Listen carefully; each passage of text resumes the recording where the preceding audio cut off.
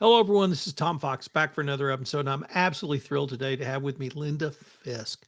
Linda has LeadHERship Global and has lots of great information for us around female entrepreneurs, challenges. I'm going to expand that out to females in the corporate setting because I find a lot of what she talks about is absolutely appropriate for women in the corporate world. So, with that incredibly long winded introduction, Linda, first of all, welcome to the podcast.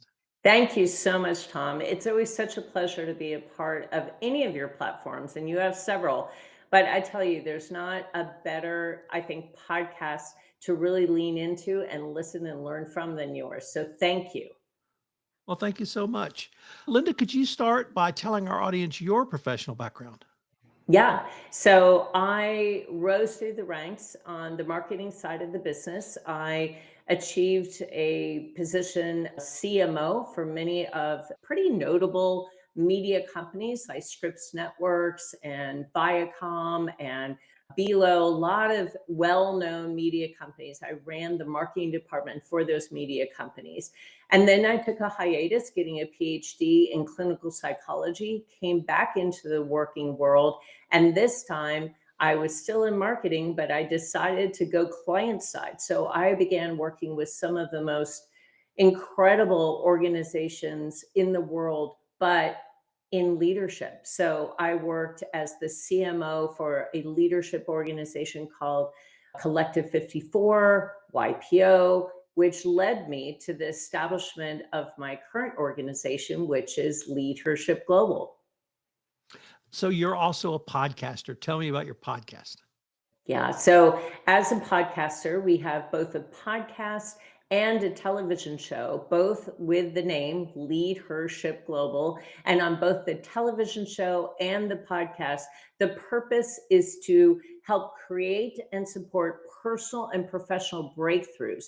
The purpose is really to help guide women to achieving greater leverage, greater freedom in their careers, in their businesses, and in their personal lives.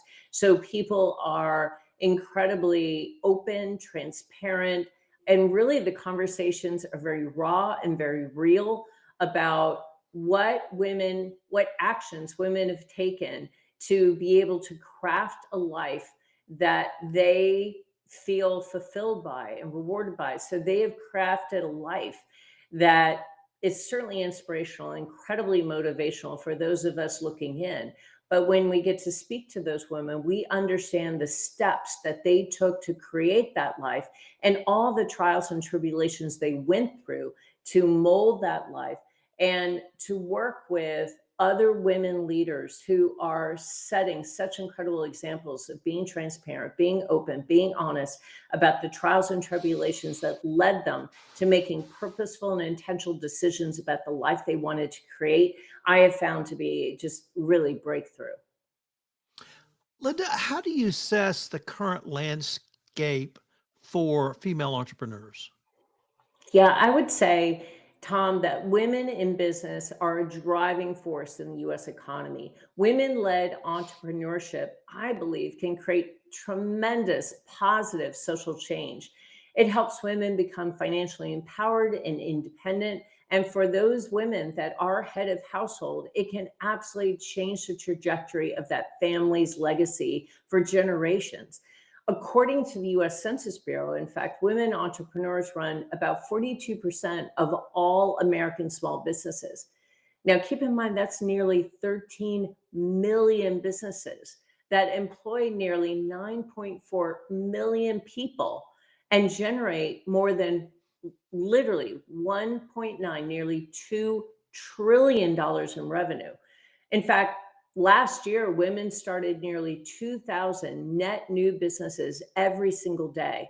And about 64% of those new businesses were women owned businesses with women of color. So think about that. Of the nearly 2,000 new businesses that began last year, 64% of them were started by women of color.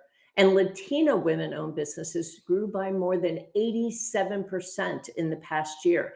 So it's important to recognize the impressive growth of women entrepreneurs, right? It's an incredibly impressive, I think, trend that we're seeing where women are beginning to pursue their vision, their dreams, their purpose. But we should also note that women entrepreneurs are not always pursuing an opportunity, but they're often entering into their own entrepreneurial pursuit out of sheer necessity. In fact, the Global Entrepreneur Monitor, the GEM report, suggested that last year, more and more women around the globe have started businesses out of necessity, a much greater percentage compared to men. And fewer women started their companies to pursue an opportunity as compared to men, resulting in a pretty significant gender gap in entrepreneurship. Whereas women feel forced to start an entrepreneurial venture, men often pursue an entrepreneurial journey out of a pursuit of an opportunity. And over the past 5 years, there's been a lot of growth in the number of women who are also operating side gigs, kind of side hustles. And again, often out of sheer necessity. And these sidepreneurs have grown at a rate that is nearly twice as fast as the overall growth in female entrepreneurship. And again, this is often out of necessity. Much of that growth comes from minority women, where sidepreneurship or kind of a side hustle is 2 times higher. That's 65% compared to 32%, respectively. So while the number of women owned businesses continued to grow, and in fact, between 2015 and 2020, it grew by about 20%. And women of color, the firms owned by women of color actually grew by about 40%, which is amazing. But again, many of these women cite the need for additional income as the sole reason for their sidepreneur hustles. Linda, I started my professional work life in the 80s, and women were certainly, in my opinion, judged differently than men then. We're now 2025. What, first of all, has anything changed? But two, what are some of the unique challenges you see and you help women with in the workplace? Yeah. Now, as I said, we're seeing more and more women step into side hustles, sidepreneurship, or embracing entrepreneurship in total. And we're seeing more women of color begin to pursue that opportunity as well, which is amazing. And I think that progress should be recognized and celebrated. But we also need to understand some of the unique challenges that face women entrepreneurs right now. In fact, women in leadership all over. And one of the troubling statistics to take note of is that while nearly 80% of women entrepreneurs in the US feel more empowered now than they did 5 years ago, 66% still report difficulty in obtaining funding that they need to success. In fact, women in the US say that the biggest concern that they have of being able to grow and scale their business is access to capital. So I will say that is an ever present concern, that women are not receiving the financial support from investors or VCs needed to get their business off the ground. And this is backed by a growing body of research, including a recent Columbia Business School study that found that female-led ventures are 63% less likely to receive any kind of VC funding. And that's in spite of the fact that when women-led ventures do receive funding, they're just as likely to achieve exit outcomes through IPOs or through acquisitions as their male counterparts.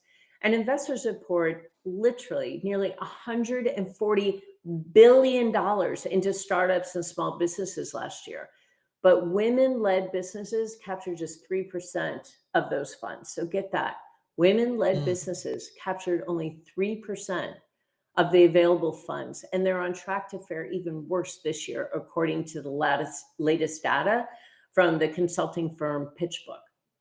Now, Well, VC funding is not the only way that you can receive funding for a new startup, right? Additionally, you can pursue loans, you can pursue grants, you can pursue lots of different funding options, but loan approval rates for female entrepreneurs is more than 20% less than it is for men.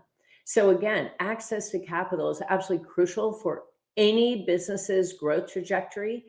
And with so many capable, trustworthy businesswomen in the world, I think it's important, in fact, I'd say vital, for society as a whole to ensure that women get an equal chance to do great things by being able to access loans, or capital through VCs, angel funding.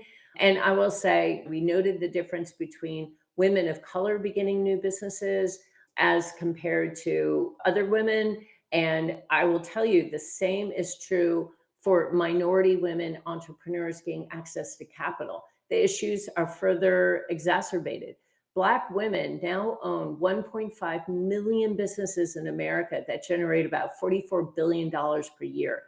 But get this, Black women obtain 0.2% Mm. of venture capital investment dollars. That's much less than 1%. It's 0.2%.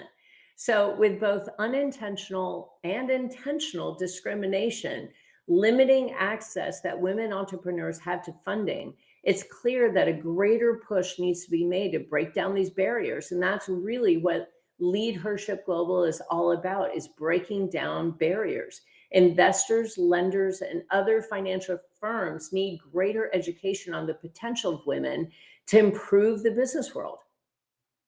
How does so that really leads into the next area I wanted to explore with you, which is individual women entrepreneurs. What are some of the practical steps women can take to succeed as entrepreneurs, perhaps beyond the funding issue you articulated? Yeah, I'd say number one is address stereotypes about who entrepreneurs are and what entrepreneurship is. So, support networks for women in startups, women in any kind of entrepreneurial journey. I would say greater representation of women in leadership, girls being taught entrepreneurial school skills at a young age. These are critical components of furthering women's success as entrepreneurs. Create support networks for women in startups, create greater representation of women in leadership, in entrepreneurial success stories, and allow girls to be taught entrepreneurial skills at a young age. I think that is a really big step in the right direction that everyone can participate in, addressing stereotypes of who entrepreneurs are and what entrepreneurship is. And number two, I find, and again, this happens in LeadHERship Global every single day, is that we need to learn from each other. We need to learn from each other about the best ways to build successful businesses and vibrant entrepreneurial ecosystems. So, in my mind, every single entrepreneur needs someone to look up to. They need to get guidance at certain times when it comes to decision making. When it comes to approaching investors, they need models, they need success stories. So for women, that often means talking to other female founders and business leaders who have overcome the particular obstacles that they're now facing. So helping female mentors actually carve out time from their schedule is absolutely vital to support founders. But at the same time, I think that female founders, female entrepreneurs need to tap into communities where they can learn from each other, where they can build best practices in building successful businesses, where they have vibrant ecosystems of entrepreneurs and business leaders from every single industry to learn from. And the last thing I would say, Tom, and again, everybody has the opportunity to do this, is change the dialogue about entrepreneurship to match reality. And again, that is one way of overcoming unintentional or intentional discrimination. It starts with being fearless and resilient and fully exploring all the potential options to be seen and to be heard, and being able to recognize the incredible rise of women as entrepreneurs and support them in their pursuits, not say, oh, that won't work. And oh, I give that 2 years. And most startups fail in five. It's really not about giving them facts and figures about all the reasons they won't be successful. It's really about ensuring that you're overcoming that level of discrimination by helping them, supporting them, guiding them, directing them. And if you're an entrepreneur yourself, it's about being fearless, being resilient, and exploring all the potential options to be seen and heard by potential clients, customers, investors, and partners. And how does LeadHERship Global do that? And what was your vision around founding it, Linda? Yeah, I will tell you that As I said, women often thrive in a community of other women that they can learn from, they can grow with, and they can actually emulate, right? So, executive C suite leaders, business owners, business founders, entrepreneurs are constantly bombarded with advice about the importance of growing their network. Build your personal board of directors, use every opportunity to network. It's not what you know, it's who you know. We've all heard those things, and it's all very inspiring, but it's not always intuitive. And for people like me that are very introverted, it can actually be quite intimidating. Now, that said, I do believe it's more important than ever to be intentional about investing in and seeking out the right relationships that we need to thrive both personally and professionally. I think high performing executives need to value the perspectives of other leaders, as well as the wisdom that comes from practical experiences learned by others in similar circumstances. And I would say the women of LeadHERship Global give generously in terms of their experience, their expertise, their guidance. And I would say that they feel as though LeadHERship Global is a safe environment where they can share their concerns. I will tell you that most C suite executives often feel that any public show of vulnerability or uncertainty actually introduces risk. It risks losing the confidence or respect of their board of directors, their employees, their customers. But being in a community of other leaders allows you to have an outlet to continuously learn and improve in a confidential setting and get exposure to new ways of approaching problems and issues, as well as new ways of leveraging opportunities. And I have found in LeadHERship Global that this kind of safe, supportive environment allows members to develop friendships, to develop networks with other CEOs that can enrich their professional and their personal life. And that has unbelievable return on investment. But it's so important to choose a leadership community that supports your unique purpose, that can help you improve the growth and profitability of your organization, because you get to benefit from the hard-won lessons and experiences of other leaders, which means you need to find a community that is going to be relationship-based, purpose-driven, that has a culture of being transparent and honest and open. And in those kinds of environments, members have access to best practices on key issues. They can receive honest advice and objective feedback from peers who have no conflict of interest. And they can collaborate with leaders to actually work on their business rather than just in their business. So they get to work on the business rather than just in the business on a day to day multitude of tasks. And I feel like being able to push yourself up from the mire of the day to day work life, look around and say, am I still headed towards my North Star? Are the strategies I put in place 6 months ago still working for me? What do I need to change? What do I need to pivot? And then getting feedback and input from other extraordinary leaders is absolutely priceless. So, what can people like me do? Can I provide a platform? Can I be a mentor? Can I give support? All of the above, none of the above, or something different?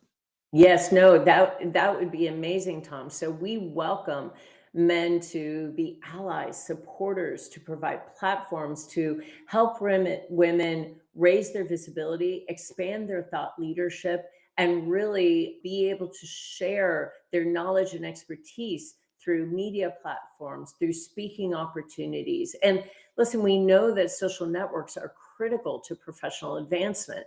We know that men and women now need very different kinds of networks to succeed, because women in leadership, especially executive leadership or entrepreneurial leadership, often face cultural and political hurdles that men typically do not.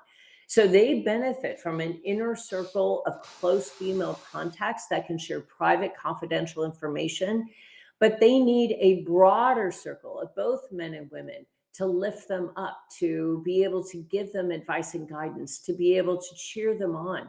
And I often say that in everyone's network, you need to have a super connector, a champion, a re energizer, a mentor, a sponsor.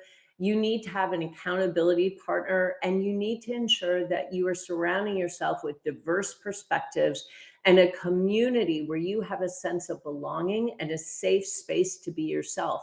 And absolutely anyone can support LeadHERship Global or the women of LeadHERship Global, or really just your neighbors, your friends, your aunts, your daughters, your cousins who are beginning to step into their own leadership journey. And as I said, women do face greater challenges in networking and finding professional opportunities and career advancement. And they, more than men, need to maintain both a wide network and an informative inner circle in order to land the best positions and secure the most advantages when it comes to either an entrepreneurial journey or a leadership role. So I would say that we need all the help we can receive, Tom. Thank you for that offer. Linda, unfortunately, we're near the end of our time for this episode. But before we leave, I wanted to ask a couple of things. One, what would be the best way to connect with you or find out more about your leadership? And could you talk to us about the books you've written? We're actually going to save that for another podcast because I didn't even get to that part. But I definitely want to visit with you on that. But so tell us a little bit about your books, the most recent one, and then what's the best way to find out more about you and perhaps connect with you and what you have going on? Thank you, Tom. So my most recent book was actually an anthology that represented more than 30 leaders from LeadHERship Global. And in that book, you will find stories of transition, triumph over tragedy. You will find incredibly inspiring stories of transformation. And I feel that every single woman who is profiled in that book is done an incredible job of really being very open, very honest, very transparent about those pivotal moments in their life that set a course to an entirely new trajectory, an entirely new, it could be an entirely new lifestyle, an entirely new venture, an entirely new business pursuit.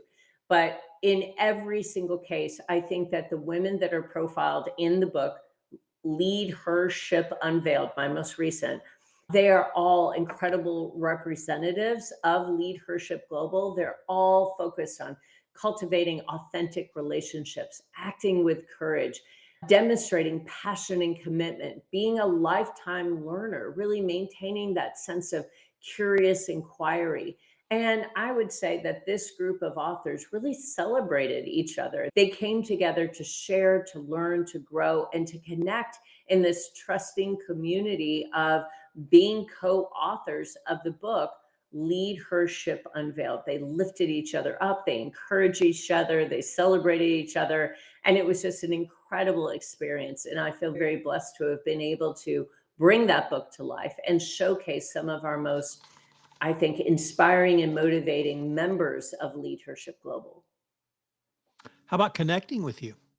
I would love to hear from anyone. You are welcome to reach out to me at my email address, linda@leadhershipglobal.com. So it's Leadership Global with an H. So linda@leadhershipglobal.com. Drop me a note. I'd love to connect. And you can always follow LeadHERship Global on Facebook and LinkedIn as well. So check us out, see what we're up to, and you're welcome to connect with me on either of those platforms as well. Linda, I wanted to thank you again for taking the time to visit with me. I look forward to continuing this conversation. Thank you so much, Tom.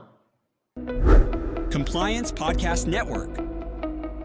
Start your mornings with daily compliance news, quick, sharp updates on the top compliance and ethics stories in under 5 minutes every morning in Compliance Podcast Network. Because compliance never sleeps.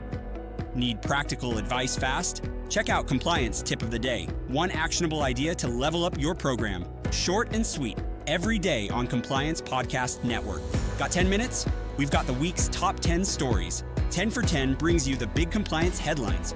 Fast, fun, and focused. Every Saturday on Compliance Podcast Network. And don't miss the Sunday Book Review, where compliance meets culture through must-read books and big ideas every Sunday in Compliance Podcast Network. Whether you're in the office, on a walk, or commuting, stay smart, stay ethical, stay tuned. Only on the Compliance Podcast Network, available wherever you listen to podcasts.